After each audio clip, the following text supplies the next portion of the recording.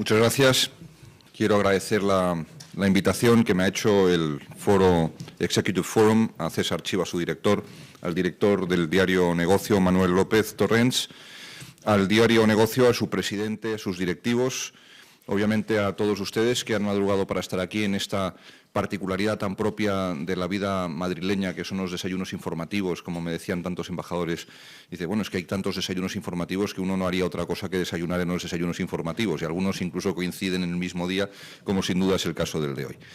Quiero agradecer al consejero de la Comunidad de Madrid, a José Ignacio Echeverría, viejo y gran amigo desde sus tiempos de concejal y antes incluso, y a mis compañeros diputados y senadores que están aquí presentes, que, en fin, muchas gracias por estar aquí, queridos compañeros, y sobre todo a ustedes, señoras y señores, que tienen, por supuesto, una actividad profesional muy importante. Son la mayoría de ustedes ejecutivos y profesionales, empresarios, y una hora de pérdida de tiempo es una hora en la que no se hace dinero.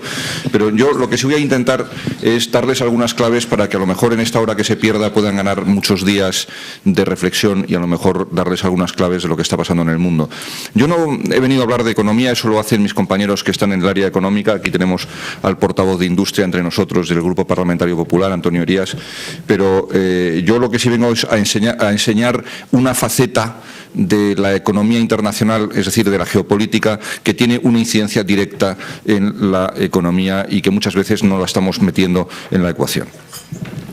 Voy a hacer un esbozo de algunas cosas, porque obviamente con el tiempo que tenemos y para darle oportunidad a todos ustedes de preguntar, no podemos entrar en profundidad en todas ellas. ¿Cuáles son los conflictos que hoy en el siglo XXI siguen teniendo una incidencia muy clara en la economía? En primer lugar, obviamente, los resquicios de la Guerra Fría. Todavía hay resquicios de la Guerra Fría, formalmente finalizada en el año 91, el derribo del muro de Berlín en el 89. A la gente le encanta decir que se cayó el muro de Berlín, en fin, como si se hubiese caído por generación espontánea. Lo derribaron los alemanes por su voluntad de reunificarse. Las tensiones que siguen existiendo entre Rusia y Occidente.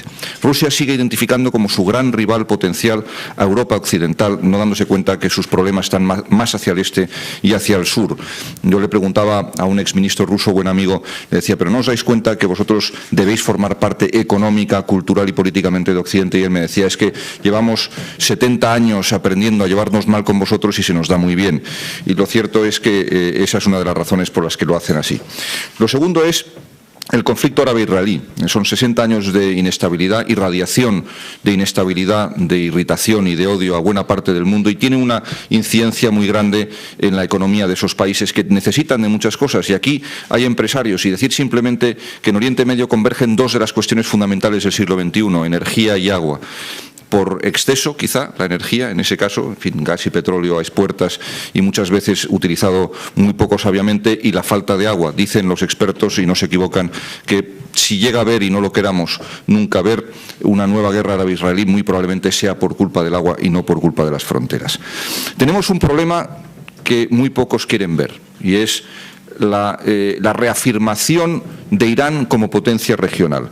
Esa especie de hegemonismo persa que renace hoy, hemos visto en las noticias, es de rabiosa actualidad, esa especie de golpe de Estado interno que se confirma por fin de Mahmoud Ahmadinejad, que toma todos los resortes del poder, controla la Guardia Revolucionaria, ha intensificado la represión contra los iraníes, ha establecido una policía de Internet, una policía de opinión, y una policía que va más allá de la propia policía religiosa que ya existía en el país, que era una sección de la Policía Nacional, no es una policía religiosa propiamente dicha como la que existe en Arabia Saudí. Yo creo que hay también una especie de proselitismo chií. Esto me lo recordaba una persona muy allegada a mí anoche mismo. Me decía, no olvides que en este momento el chiismo está intentando comerle terreno al sunismo. Y aunque sea una cosa un poco técnica, si quieren ustedes, desde el punto de vista teológico, no hay que olvidar que, por ejemplo, en algunos países árabes hay mayoría chií, y con esa mayoría chií los iraníes están intentando jugar para desestabilizar.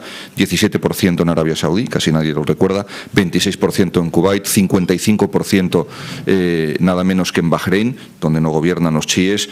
Un 40% de los árabes chiíes son chiíes, en Irak, mayoría también, obviamente, en el Líbano.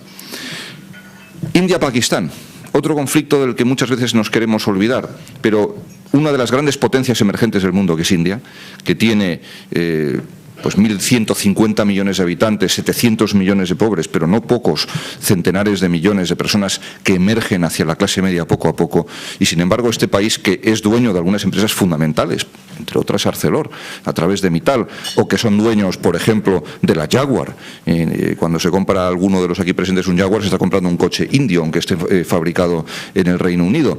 Bien, pues esta potencia brutal muchas veces centra su acción exterior y su acción comercial, su acción estratégica, en ver cómo puede fastidiar a su vecino Pakistán.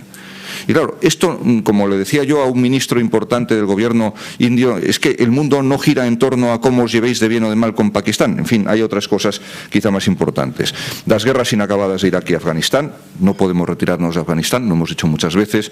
¿Cuántas veces hemos oído las quejas legítimas de gobiernos? Por cierto, uno muy alineado con tesis a veces más, si quieren ustedes, centristas o conservadoras en política exterior, como son los laboristas británicos, o un gobierno claramente conservador como el canadiense, que se están cuestionando todos los días qué hacemos defendiendo un régimen que cada vez se parece más a quienes intentamos combatir. Bueno, con todo y con eso, les digo yo que no podemos darnos el lujo ninguno de marcharnos de Afganistán sin que eso tenga unas consecuencias catastróficas para la geopolítica mundial. Las tensiones en África, de las que casi nadie se acuerda o casi nadie pone en la ecuación. ¿Saben ustedes que para el año 2020 el Golfo, o sea, la costa occidental de África va a producir tanto petróleo como todo el Golfo Pérsico junto? Es decir, no es una cuestión menor. Estamos hablando de entre 17 y 20 millones de barriles diarios de producción, desde Sao Tomé Príncipe, pasando por Nigeria, Congo, Brazzaville, muy probablemente la República Democrática del Congo, en las partes interiores del país también tendrá yacimientos petrolíferos, obviamente Guinea Ecuatorial, que va a alcanzar producciones similares a las de Kuwait.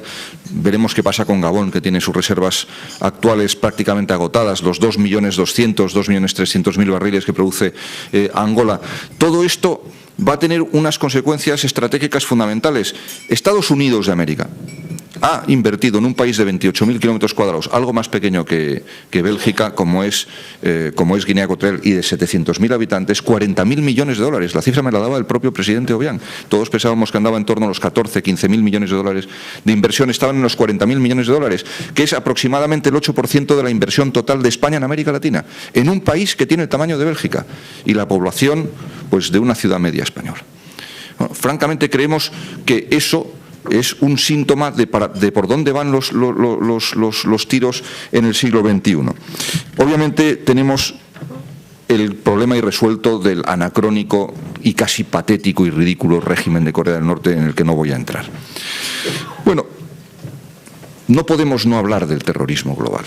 No podemos no hablar del terrorismo global y su incidencia en la economía, las incertidumbres que genera. Recordemos que la crisis del año 2001-2002 la genera un atentado terrorista con 3.000 muertos, que es el 11S, y cómo muchas de las crisis que en el sector aéreo y en el sector turístico que se producen y que todavía se arrastran desde entonces, y que en mucha medida los procesos de fusión de algunas de los grandes grupos aéreos se producen como consecuencia de la ola que se lleva casi por delante algunos grupos aéreos.